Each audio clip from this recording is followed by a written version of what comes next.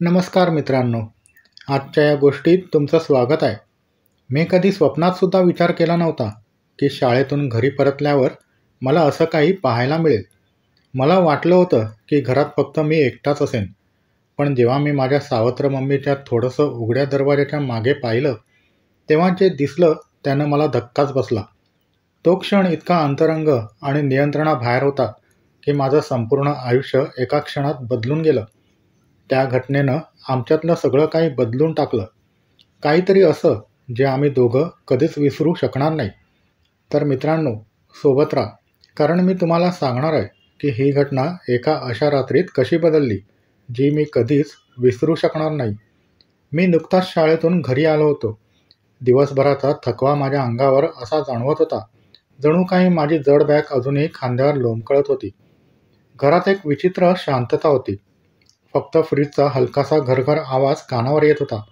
दुपारच्या उबदार सोनेरी सूर्यकिरणांनी जमिनीवर लांबसर सावल्या टाकल्या होत्या आणि घरातला सारा माहोल शांत आणि नितळ वाटत होता. जणू मी खरोखरच एकटाच होतो. मी माझी बॅग सोफ्यावर टाकली आणि विचार केला, आधी काहीतरी खाऊन मग थोडा आराम करतो. अजून कोणी घरी आलं नव्हतं. जसा मी स्वयंपाकघराकडे निघालो तसा एका हळू आवाजानं माझं लक्ष वेधलं. तो आवाज मंद होता, पण स्पष्ट ऐकू येत होता. मी थोडा थांबलो आणि ऐकायचा प्रयत्न केला की नेमका तो आवाज कुठून येत आहे. तो फुसफुसल्यासारखा किंवा हळूवार गुणगुणल्यासारखा वाटत होता, पण त्यात काहीतरी वेगळं होतं, काहीतरी अंतरंग आणि भावनेनं भरलेलं. मी त्या आवाजाचा स्रोत शोधायचा प्रयत्न केला. तो आवाज जास्त मोठा नव्हता, पण त्यातली काहीतरी गोष्ट मला बेचैन करत होती. हळूहळू मी हॉलमध्ये पाऊल टाकलं. माझे पाय जमिनीवर कुठलाही आवाज न करता सरकत होते. आवाजाच्या दिशेनं पुढे जाताना मी पाहिलं की माझ्या सावत्र मम्मीच्या खोलीचा दरवाजा थोडासा उघडा होता. इतकाच उघडा की मला फक्त बेडचा कडा आणि त्याच्या पलीकडचा थोडासा भाग दिसत होता. मला माहिती होतं की मी तिथं बघणं योग्य नव्हतं, पण तरीही काहीतरी मला त्या दरवाजाकडे ओढून नेत होतं. माझी जिज्ञासा मला थांबू देत नव्हती. मी थोडं वाकून त्या उघड्या दरवाजाच्या फटीतून डोकावून पाहिलं आणि मग मी जे पाहिलं ते पाहून सुन्न झालो. माझी सावत्र मम्मी बेडवर आडवी पडली होती. तिची पाठ थोडीशी वाकलेली होती आणि तिचे डोळे बंद होते. ती पूर्णतः आनंदात बुडालेली होती. त्या क्षणी मी जागच्या जागी उठलो. मी तिथंच उभा राहिलो. माझा श्वास रोखला गेला. जणू जे मी पाहत होतो ते समजून घ्यायचा प्रयत्न करत होतो. ती स्वतःला स्पर्श करत होती. तिच्या बोटांची हालचाल लयीत चालू होती आणि तिच्या ओठातून हलकेसे उसासे बाहेर पडत होते. हा सारा नजारा माझ्या मनाच्या गाभ्यात रुतून बसला. काहीतरी असं जे मी याआधी कधीच अनुभवलं नव्हतं. अचानक ते पाहून माझं हृदय जोरजोरात धडधडायला लागलं. माझ्या अंगातून एक उष्णतेची लहर पसरली. मला तिथून निघून जायला हवं होतं. गुपचूप मागे हटायला हवं होतं आणि जणू काही मी काहीच पाहिलं नाही असं दाखवायला हवं होतं. पण मी तिथून हलूच शकत नव्हतो. माझं लक्ष तिच्यावर खिळून राहिलं होतं आणि तिच्या प्रत्येक हालचाली मला अस्वस्थ करत होत्या. ती त्या क्षणी अप्रतिम दिसत होती. तिच्या हालचाली सहज, नैसर्गिक आणि मोहक वाटत होत्या. थोडा वेळ तिथं उभं राहिल्यानंतर मला जाणवलं की आता मला मागे हटायला हवं. पण जसं मी मागे सरकणार होतो, तिनं अचानक डोळे उघडले. एक क्षणभर मला वाटलं की मी पकडला गेलो आहे, पण तिनं काही प्रतिक्रिया दिली नाही. ती फक्त माझ्याकडे पाहत राहिली. तिचा दृष्टिकोन मऊ आणि आमंत्रण देणारा होता.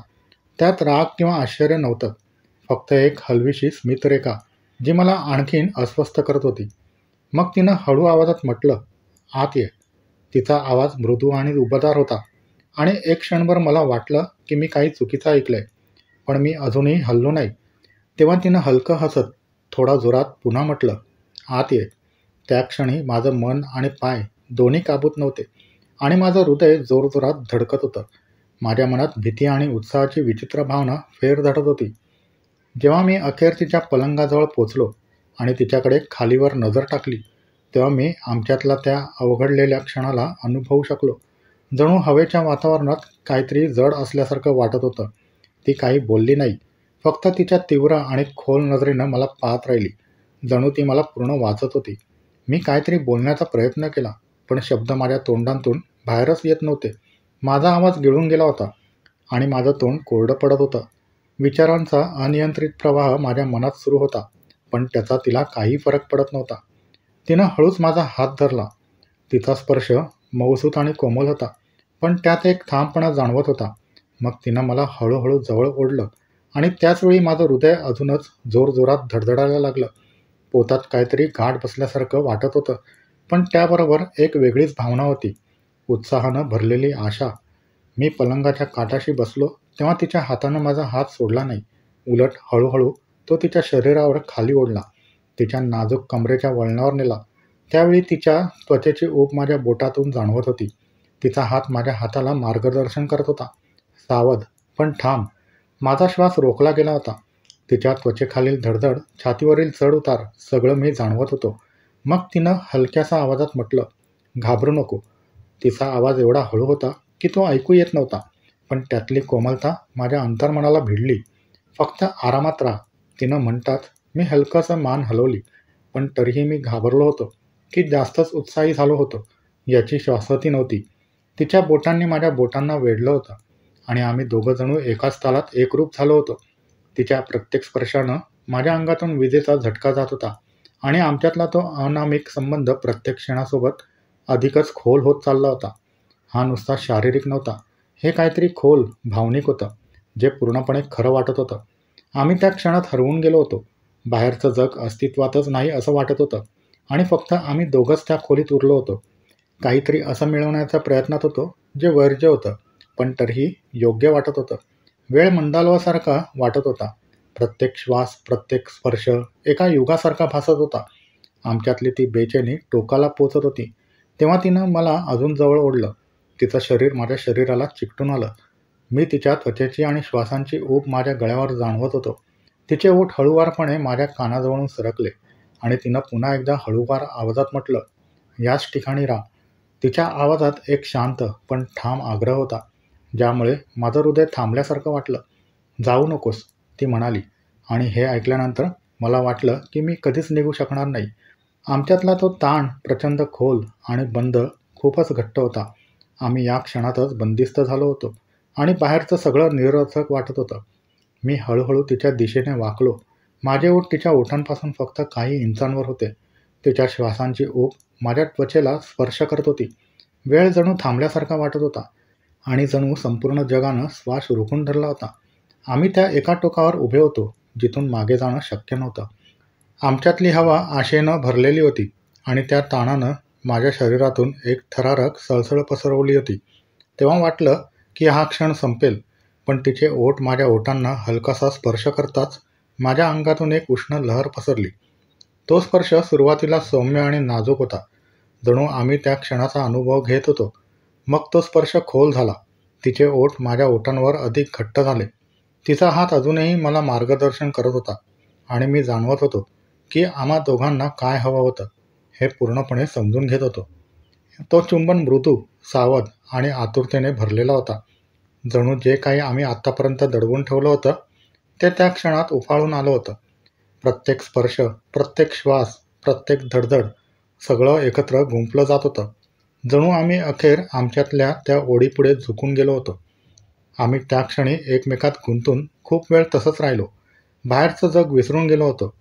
मला तिच्या शरीरातला हलका थरथरता कंपन आणि तिच्या श्वासांची मंद गुंजारव आमच्यातल्या त्या शांत हवेत ऐकू येत होती. अखेर ती थोडी मागे सरकली आणि तिचं कपाळ माझ्या कपाळाला टेकलं. तिचे डोळे अर्धे मिटलेले आणि अर्धे उघडे होते, जणू ती आपले श्वास सावरत होती. तेव्हा मी तिच्या ओठांवर एक हलकं हसू पाहिलं. ते समाधानाचं हसू माझ्या मनाला शांत आणि आनंदानं भरून गेलं. तू ठीक आहेस ना? तिनं हळू आवाजात विचारलं. तिचा आवाज अगदी मृदू आणि अंधुकसा होता, पण त्या शब्दांनी माझं मन सुखावून गेलं. पण त्यात एक अशी कोमलता होती ज्यामुळे मला सुरक्षित आणि आपलेपणाची भावना झाली. मी होकारार्थी मान हलवली, कारण शब्द माझ्या तोंडातून निघत नव्हते. ती पुन्हा एकदा हसली आणि तिच्या बोटांना हलकेच माझ्या केसातून फिरवत माझ्या गालांवर, ओठांवर हळूवार स्पर्श करून पूर्णपणे मागे सरकली. आता खोलीत एक उबदार शांत वातावरण पसरलं होतं. आधीचा ताण आता एक कोमल, तेजस्वी समाधानात परिवर्तित झाला होता. आम्ही दोघं बराच वेळ न बोलता शांत बसलो होतो. श्वास पूर्ववत होत होते. आमच्यातील उष्णता आता अधिक मऊ, अधिक जवळीक वाटत होती. नंतर तिने आपले डोके माझ्या खांद्यावर ठेवले आणि मी हात तिच्या भोवती गुंडाळून तिला जवळ ओढले. आम्ही या हलक्या मावळत्या प्रकाशात बसलो होतो. घरातील सौम्य आवाजं वातावरणात विरघळत होती. जे काही आमच्यात होतं ते नवीन, नाजूक आणि अनपेक्षित होतं. पण त्या क्षणात त्याचा काहीही अर्थ नव्हता. फक्त इथे असणं महत्त्वाचं होतं. एकमेकांसोबत एका विशेष क्षणाचा आनंद घेत होतो, जो कुठल्याही कल्पने पलीकडचा वाटत होता. आता आमच्यातील शांतता हळूहळू विरघळत होती. खिडकीतून येणारा सूर्यप्रकाश हलकासा मंदावला होता आणि खोलीत एक मऊसूद सोनेरी चमक पसरली होती. पण आतलं वातावरण अजूनही जणू एखाद्या अज्ञात ऊर्जेने भरलेलं होतं. जे काही आमच्यात घडलं होतं त्याची तीव्रता वातावरणात दरवळत होती. आम्ही दोघं काहीही बोलत नव्हतो, पण असं वाटत होतं जणू एखाद्या अनिश्चित क्षणाची वाट पाहत होतो. मी तिच्या शरीरात थोडा अधिक आराम जाणवत होतो, पण ज्या पद्धतीने ती मला अधिक जवळ ओढत होती त्यावरून हे स्पष्ट होतं की जे काही सुरू झालं होतं ते अजून संपलेलं नव्हतं. माझं हृदय अजूनही वेगाने धडकत होतं. एक विचित्र उत्सुकता आणि घाबरटपणा माझ्या मनात एकत्र उसळत होता. तिचं अस्तित्व माझ्या संपूर्ण शुद्धीवर प्रभाव टाकत होतं. तिच्या हळूवार श्वासांचा स्पर्श, तिच्या त्वचेतून येणारी ऊब आणि तिच्या परफ्यूमचा सौम्य सुवास जो अजूनही हवेत पसरलेला होता. तेव्हाच तिने हळूवारपणे आपलं डोकं वळवलं आणि तिचे ओठ माझ्या गळ्याजवळून सरकले, ज्यामुळे माझ्या शरीरात शिरशिरी पसरली. तो स्पर्श इतका हलकासा होता की तो अस्तित्वातच नव्हता, पण त्याने माझ्या आत एक जागा निर्माण केली, एक मंद धगधगणारी इच्छा. मी काही क्षण डोळे मिटले आणि त्या भावनेला आत्मसात करू दिलं.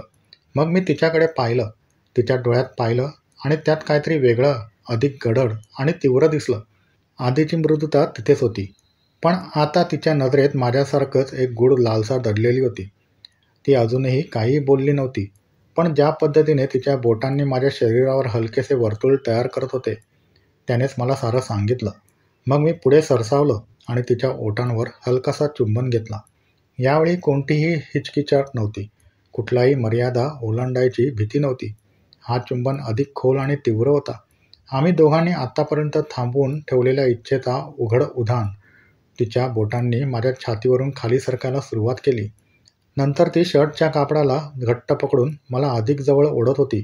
मी स्पष्ट जाणवू शकत होतो की तिचं शरीर माझ्या विरोधात तीव्रतेने प्रतिसाद देत होतं.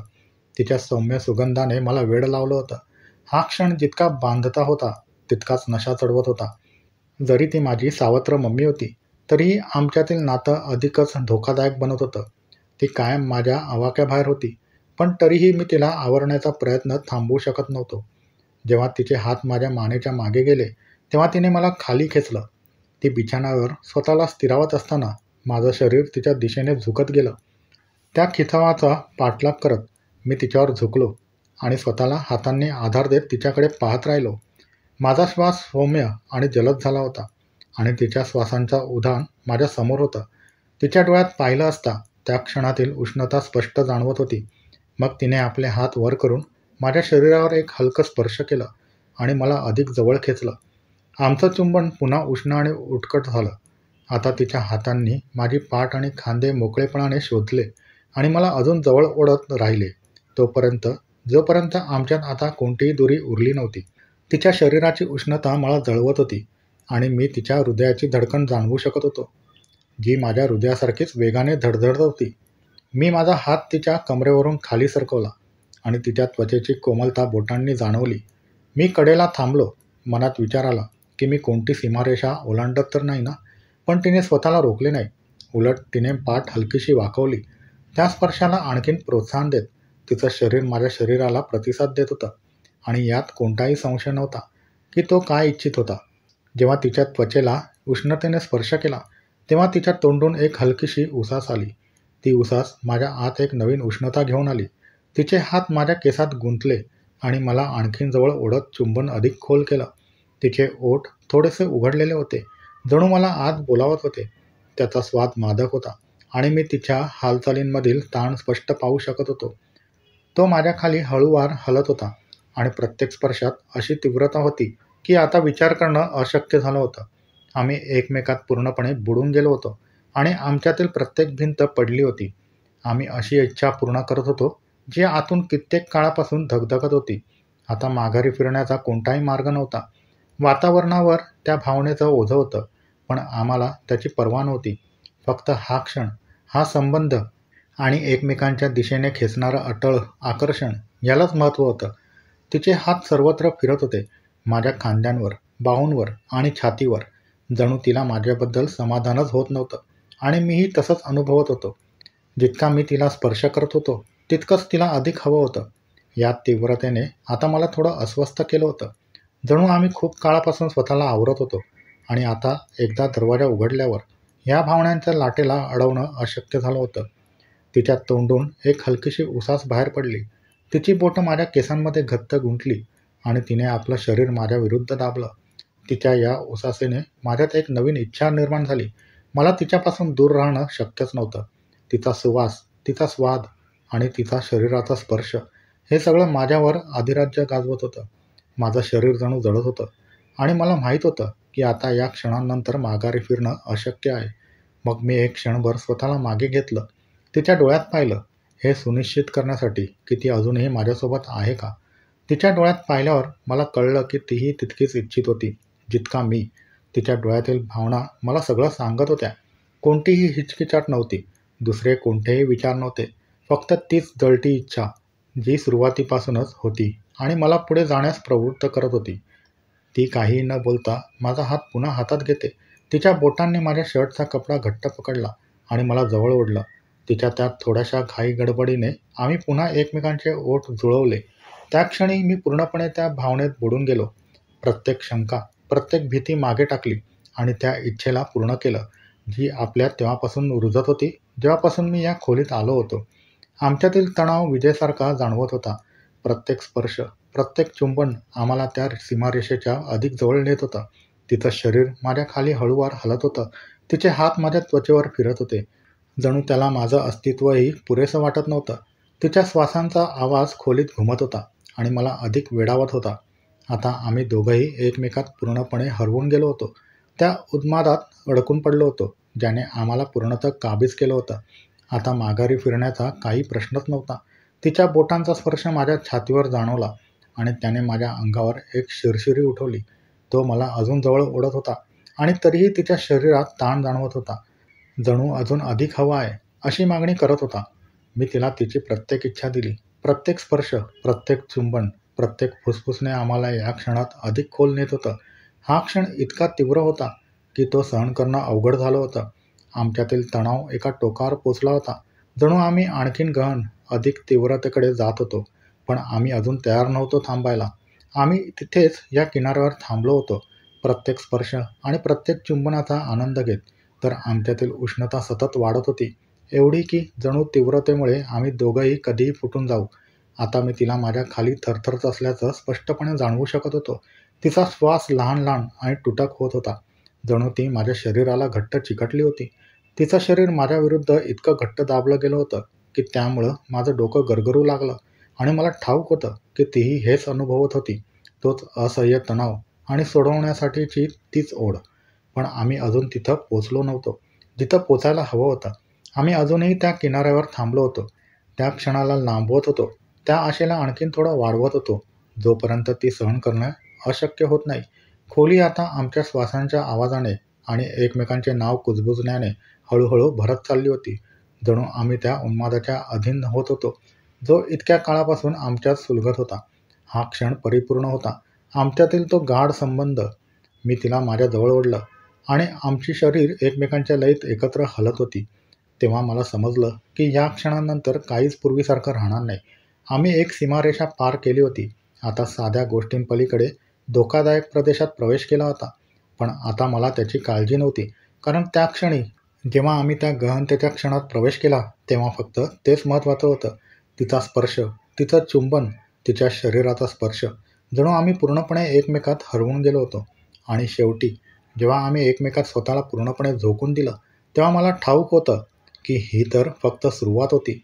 तर मित्रांनो, ही होती आजची छोटीशी कहाणी. तुम्हाला ही कहाणी कशी वाटली ते कमेंट करून नक्की सांगा. जर तुम्हाला ही कहाणी आवडली असेल तर लाईक करा आणि तुमच्या मित्रांसोबत शेअर करा. अशाच रोमांचक कथांसाठी आमच्या हृदयस्पर्शी मराठी कथा चॅनलला सबस्क्राईब करा आणि बेल आयकॉन दाबायला विसरू नका, जेणेकरून तुम्ही आमची एकही कहाणी चुकवणार नाहीत. धन्यवाद.